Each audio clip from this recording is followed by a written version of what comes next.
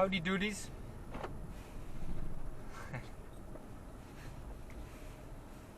Oh, tired today, very tired, and the battery's about to die, so this is going to be a short video. Got a bit of an update on the old Flexus. I've pushed it out of the garage.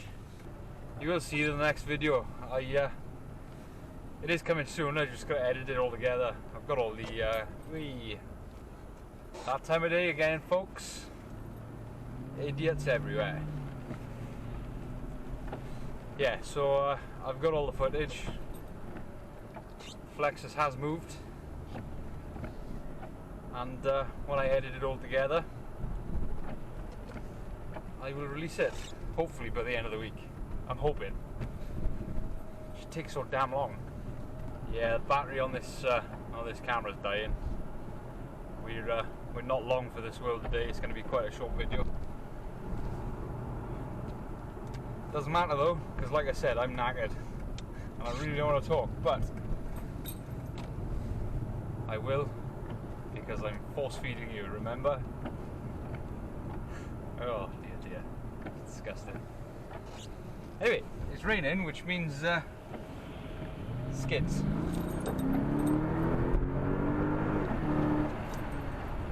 Or not. Ooh, that's a funny smell. Must be the diesel in front.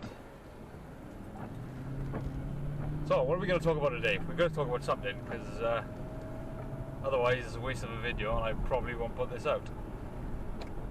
We are going to talk about... Careful, mate.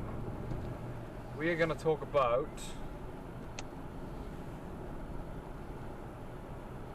You know what? I'm so tired I can't think. What the plans are for the Flexus, I suppose. So the plan going forward, next couple of weeks, is put the dash back in. But first, I've got to finish I've got to finish welding the tunnel. I still haven't done that. I've done most of it. I've just got to finish the last bit off. Once I finish that last bit off, I can chuck the dash back in, and it'll resemble a car again. And then I'm going to do that while it's outside, because it's nice and I got lots of room either side, rather than constraining myself in the garage. So yeah, I'll put the dash back in. I'll reconfigure the steering, because currently it's gone all cross-eyed. I managed to get it out just, but it didn't come out without a fight. Yeah, so then once the dash is back in and I've straightened the steering out, I'll roll it back in the garage for phase 2 of this ridiculous conversion that I've started, and that'll show you everything I've done on the back end so far and what I plan to do to finish it off. And then it's just a case of linking the two together, so linking that behemoth up front with what I've done at the back, and then it will move under its own power, but that's after spending a couple of £100 on a custom prop shaft.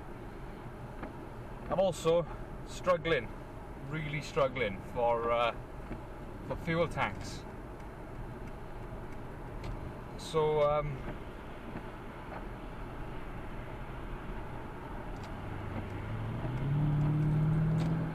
yeah, I'm really struggling for fuel tanks. The Ford Focus one is a single piece unit that sits right in the middle of the car in a big gap that they've created under the back seats. Of course, with a rear wheel drive setup, there's a prop shaft in the way, so I need to find I think it's a saddle tank, something that straddles the prop shaft. That'd be nice, but the gap isn't very big, so I need a straddle tank that fits in a small space. Unfortunately, I think all the straddle tanks are on the likes of BMWs and Mercedes, big German cars that are, well, massive, big, huge fuel tanks, which aren't going to fit. So I need some creative thinking to work out what fuel tank I can put on the thing. I'd like to stick with the standard solution from another car if possible, but I'm fully aware I may end up going custom, but that's going to cost more money and take more time. Something which I don't really want to. I really don't want to do it. Please don't make me do it. Find me a car with a straddle tank that's small enough to fit in a gap that is something like 90 centimeters wide. That's the challenge for this week. Do that, and you'll gain 100 engineering points from me. So yeah, I'm going to leave you with that today. That's your challenge. Next time, I'll tell you what this car is, I promise. Maybe.